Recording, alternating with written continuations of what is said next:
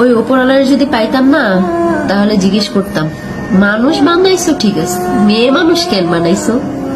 হ্যাঁ, মেয়ে মানুষ বানানোর কি দরকার ছিল? মেয়ে মানুষ আসলেই একটা জিনিস তুমি বানাইছো ওপরওয়ালা, যার সাথে হাজারটা অন্যায় করা যায়, যারে ফুটবলের মতো লাথানো যায়, কোনো কিছু বলার কিছু নেই।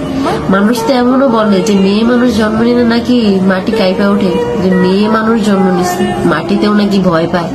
হায় রে, পরিচয় আছে তো, কারোর মেয়ে, কারোর বউ, ওই ছেলে মেয়ের মা, এর থেকে বড় পরিচয় কি চাও?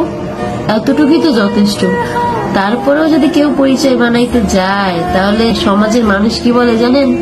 ওই মেয়ে মানুষের সাথে মিশো না, ওই মেয়ে মানুষ ভালো না, তার বিরুদ্ধে বেরোয়, চাকরি করে। মেয়ে মানুষকে চাকরি করা মানায়? নিজের পরিচয় করব, মেয়ে মানুষের পরিচয় তো একটাই, হে হলো কারো বউ, কারো মা। এর থেকে বড় পরিচয় মেয়ে মানুষের রইতে পারে?